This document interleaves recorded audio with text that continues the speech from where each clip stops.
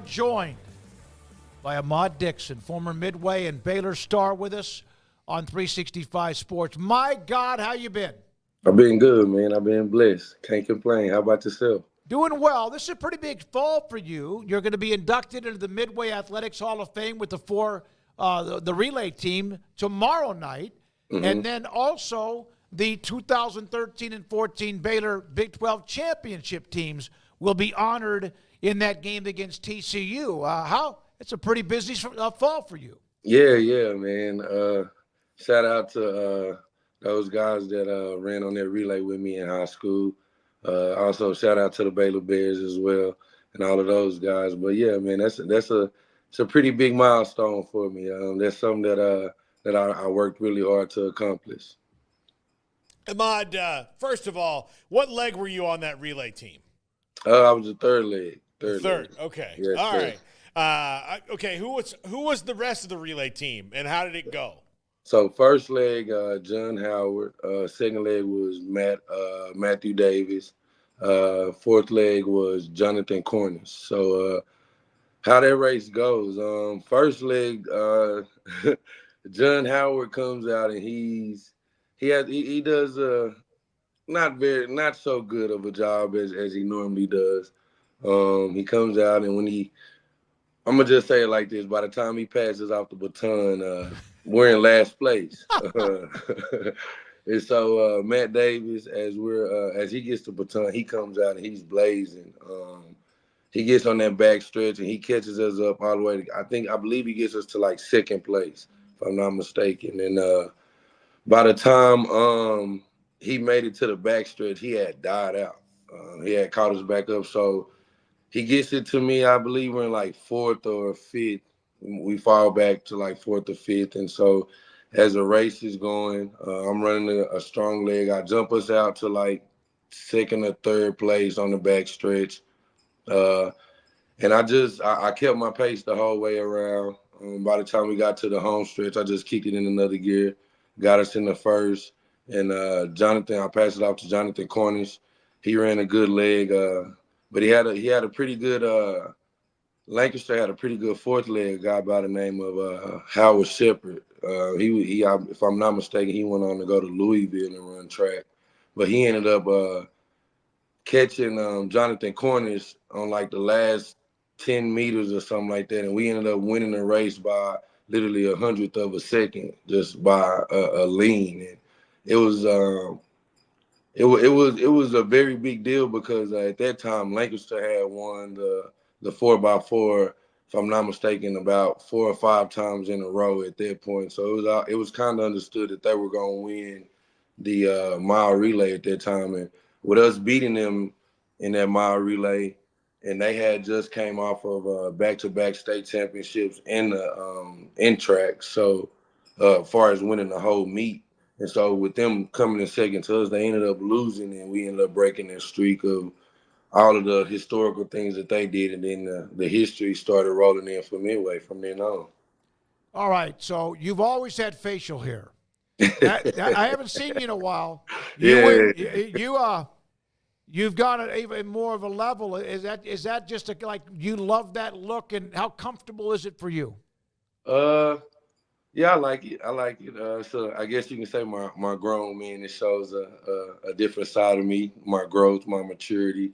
It's just a difference. A lot has changed with me, and so I mean, I just embrace the new look, the different look. Yeah. All right, you brought this up, your growth and maturity. Hey, everybody goes through parts in life when sometimes it's hard living. Sometimes you learn from it, sometimes you don't. And you went through some things in your life. You have. Yeah. When did it change for you? When did you start to realize the clock was ticking? I mean, far as I would say for football, it happened after I had actually got cut out the NFL. I realized so many things at time of being home. So for football, it was right when I was done with the NFL. So that was like 2016, 2016, 17, one of those. But far as life go, honestly, man, I would say about 2.5, 3 years from ago. So yeah, it's a new journey for me, but I'm loving it. I mean, I'm embracing it. I've learned a lot about myself. I've grown a lot, and I've grown to learn and understand a lot of situations differently than I did before. So. Ahmad, you played. Baylor goes to play at Ames this week. I'm curious your experiences when you guys went up there to play at Ames. It is even when they haven't been good, it's still a really hard place to play there. And you guys, one of the games that kind of turned around your season was a loss there. The one year where you guys lost a game where you really felt you should have won, and it kind of put you behind the eight ball. What are your memories of playing games at Ames, Iowa? It's always tough, always.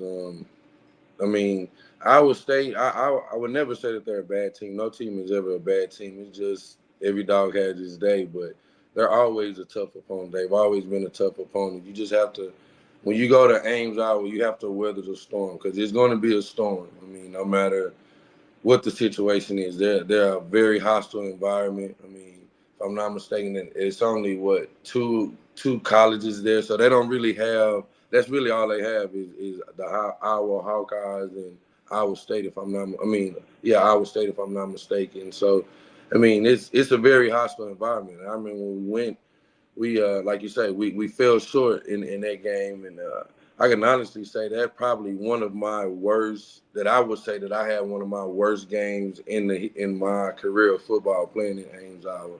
I mean, they're one of the few teams that play on grass fields still.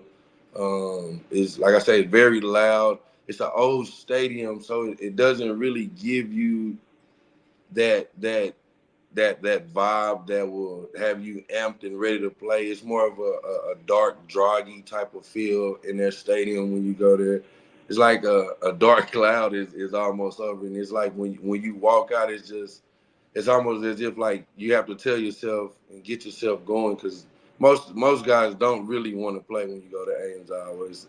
I mean, the night before the stay in the hotel isn't very pleasant. I mean, it's just not a good place. So, I mean, the mindset and the mentality that you have to have playing at Ames, Iowa, it really matters. You have to stay focused and you have to be able to respond when chaos hits. Ahmad, what is the game with TCU this year when they honor the 13 and 14 Big 12 championship games mean to former players? Bryce Petty was on with us when they made that announcement. It's been a while. A lot has gone on since that time. What does it mean to you? What does it mean to some of the guys you've stayed in touch with? It means a lot because I mean, a lot of us. Well, I can honestly say, yeah, majority of us we didn't even know each other prior to coming to Baylor. So, I mean, it means a lot for all of us. Even the guys that were there before we actually won the Big 12 championship. Those guys like your Robert Griffins, your Kendall Wright. I mean, those guys, your Phil Taylors, those guys, Terrence Williams, those guys that laid the foundation. I mean, it means a lot for everybody. Even the guys after. I mean, even the guys that are there now. I mean, it's. I just can't even really put it into words how good that feels because I mean, especially being a guy that's from Waco and seeing how we never, as a fan of Baylor wasn't very good at that time, and to see how we turned things around in that time period and got the wins and got the championships and got all of that national notoriety. I mean, it's a big deal for us. I mean, even off the field, like I said, we built the brotherhood, and I mean, majority of us all stay in contact with each other. A lot of guys have been in guys' weddings and all of that type of stuff. Guys still keep in contact with guys' families, all of that. I mean, it's bigger than football. That championship is bigger than what it says. Just that Big 12 champion is bigger than that. That was. I mean, like I said, I can't even put it into words, but that was something that was very big for us. Ahmad, what is it going to be to see Kaz Kazadi, Kendall Briles, Carlton Buckles wearing purple over there? Oh man, it's crazy because if you know, the incident that happened with Kaz when we went to TCU. Way to go, Big 12. Way to go, Big 12. Yeah, yeah. Yeah, so if you know about that incident, I mean, all of us as players, we all talk about that, we joke about it, but it just it's surreal to see how everything just transpired. Even to see Gary Patterson end up at Baylor and our guys end up at TCU, man, it's crazy. But I mean, I'm just happy to see that those guys are still going, that they're still helping young men change their lives, improve their lives. I mean, so a lot has, as you spoke of a while ago, a lot has transpired since all of that, and a lot of people have taken losses due to the situation that had transpired back then. And I'm just happy to see all of those guys are still they're still got the drive and they still have the determination to help people out. Um, I was really hoping Coach Patterson would still be here, on the staff when you came back in particular, because he did not care for you At all. or baby brother Orion Stewart either very Yeah. much, did he? Nah, not at all. I mean, but I never took it personal. I mean, that's why I never really spoke on the matter in the personal sense. I understand emotions flying high, things. We have a past history through recruiting, and if you even know that, you know how I was with that. So, I mean, we have a past history, but I never took it personal. I mean, even if he was there and I seen him, I would just shake his hand and laugh about the memories. To me, those are memories. Those are times that I can't get back. I can't rewind the hands of time and go back and revisit those moments. Yes, do I wish some of them could have went different? Yes, but I mean, those are memories. Those are things that I sit around and I laugh and joke about with my family and friends to this day. What happened during recruiting with TCU? So TCU was one of those schools that was coming after me very hard coming out of high school, but Gary Patterson had his way of introducing himself. So I mean, well, I'll just speak on this. I'll just say what happened. He came on the house visit to meet my mother and my father. And when he came in, we're sitting down at the table. He just slides out a box full of rings of all the rings that he won. And he was like, "This is what you'll get if you come to TCU." And just the arrogance and the approach that he had, it just didn't really sit well with my parents because they were looking at it more so of this is the guy that'll be the influence in my son's life for the next following years, and they just didn't really like the vibe that he came with, his aura and his demeanor, how he came about the situation. So it caused some kind of conflict, and I had an older cousin that went to TCU by the name of Corey Grant, and him and Coach Patterson also didn't have the best of relationships. So it was kind of all of those things. But like I said, I never took it personal because it was things that I couldn't control. I couldn't control what type of person he was or how the situations went with him and my cousin. So it is what it is. But I mean, I wish him the best in the rest of his career, whatever he chooses to do as well. What are you doing these days? I just got into coaching. This is my first year coaching I'm coaching at a high school called Liberty High School in Las Vegas. I coach. I'm the freshman defensive coordinator, and I coach the DBs as well. And do a little learning and growing with varsity staff as well. And so yeah, that's it. I'm stepping into that role now and trying to learn the game from a coach's standpoint versus a player's standpoint. Who was tougher on you in life, your father or Phil Bennett? um, to be honest with you, they each have their own pull that they had. As far as my father was more so just tough on me about making sure I stand on my principles and my morals as a man. To always be a man's man, to be my own man, to be myself, to not be a follower, to always be a leader, but also be willing and open to learn. That's what my father. That's what he was on. But Phil Bennett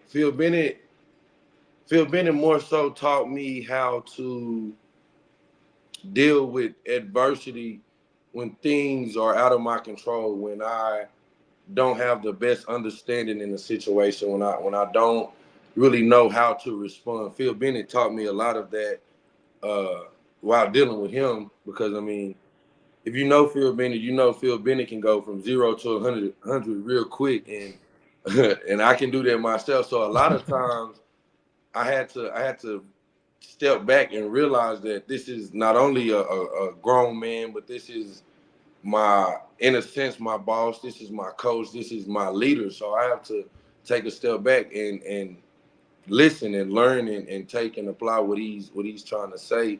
So I mean, Phil Bennett really help me learn how to just take a step back and analyze my responses in a lot of situations and not allow the situation to dictate my response.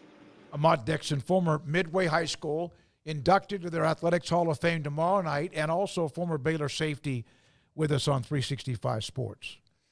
Ahmad, what are your thoughts on Baylor this year? And you know they struggled a little bit, but they look like they at times are like about to break through, and then they just don't close. What are your overall thoughts? I believe we have a good team. I believe that Coach Aranda, I believe he has a good scheme. Do I feel we fit all of that? Not to a certain degree. But my opinion in that sense doesn't really matter. But I mean, I feel like we have a good team, and I feel like we just have to gel it, get it, just figure it out. And I mean, I know what it's like when you're coming in and you're trying to build a program. I was a part of one of those type of programs where you're trying to make your own stamp, and that's really what Coach Aranda is trying to do. He's trying to build his own identity, his own way about things that he's going to do it, and it's just conflicting with the players, not as in the players off the field sense, but the play calling is kind of just sometimes it'll hit, sometimes it'll miss, and it's just. But I truly believe that they'll figure it out. They'll get it gelled together, and it's just all about that chemistry, that camaraderie, and that having faith in the guy next to you to make the play, whether it is whatever the play is. Just you got to have faith in that guy next to you to make the play, and just do it. I just feel like they just need to get a little more chemistry, get a little more gel together, and get a little bit better understanding of what Coach Aranda wants, and the players also, and Coach Aranda know what type of players he have. I mean, and I just feel like it'll take some time. It'll take some time, especially with everything that has happened with Baylor, and then you have the NIL rules, and Baylor not really being a front runner of that type of recruiting and all of that type of stuff. It's a lot of things that work against the natural state of how Baylor does things. So, but like I said, I believe they'll get it together. They'll figure it out. Well, the NIL thing's working now. As you know, they even have had a really nice class to 2025. But I get what you're saying. There were thoughts that maybe it was a little slow in pulling the trigger. People can argue about that for a while. Ahmad, you said it will take some time. It took some time for some former players that were a part of that team that won Big 12 titles, and even after that, because of a lot of things, bad things, and sometimes maybe things that were over-exaggerated, but bad things happen. Did you stick with Baylor through all that time? Did you have your feelings hurt? Obviously, people had their feelings hurt. What was that like for you and your former players? Yeah. I mean, a lot of guys' feelings are hurt. I mean, just due to the fact of you have so many guys that's all that they had was Baylor University. But a lot of guys didn't have nothing outside of that. That was like I say, we built a brotherhood. So once that brotherhood, that house that we built was torn down, a lot of guys didn't know where to go. A lot of guys didn't know where to turn, and unfortunately, we lost a few brothers along the way just due to the pressures and the misunderstanding and just not knowing how to go about life without football. And that's one thing that Coach Browse did do for a lot of guys. He was that figure to a lot of guys. A lot of guys didn't have father figures on our team. A lot of guys didn't come from stable background, stable homes, and all of that kind of stuff. So what we built as a brotherhood really, and that's what I was saying earlier, I can't really put it into words. It means so much, and with the relationship of the past and with Baylor, it's a bittersweet feeling. I'm glad that Baylor got over the hump, that now that they can move forward. But the bitter feeling is that a great man that has, I mean, he's a upstanding citizen, an upstanding father, son, husband, all of that. He has to deal with the ridicule of the actions of guys that range from 18 to 22, 23 years old. And that's the bitter feeling about all of that, is because he still has to live with that while, I mean, we're going on with our lives. We're still moving forward. We're still able to get opportunities and different things while he has to suffer about that. Do you look back at that time on campus when a lot of things were going on and wish maybe you had said something differently or stepped in? And you had some incidents yourself, but do you wish now sometimes that somebody would have stepped up and said something? Yeah, that's something that's crazy, because we talk about that, and that's things that your Power Five conferences, like your Alabamas, those big schools, they have guys that have been here before that are coming back to the school to talk to the athletes and talk to people and give them the information, the proper tools that you need to survive, to understand why you're living that type of lifestyle. And that's the thing that a lot of people really don't understand, that you don't really know what to expect when you get into that life. That world of being a star athlete or a celebrity, whatever you want to call it, when you get put on that pedestal, a lot of people don't know how to deal with the good and the bad that comes with that. And that's when you end up with the results of the things that happen with us. But I truly believe if we would have had some older guys that had already been through this, that were there with us to help groom us and guide us, I truly believe that a lot of things wouldn't have happened the way that they happened. But like I said, we were just a bunch of young kids on a high on life, and just enjoying it and not really thinking about the consequences, not really worried about what tomorrow brought. All we cared about was just having fun and enjoying today. And I can honestly say that was the mindset of, I would say, 90% of the team. Just live for today and enjoy it. Ahmad, we'll look forward to seeing you tomorrow night. We broadcast Midway football, as you know. We'll be there for that.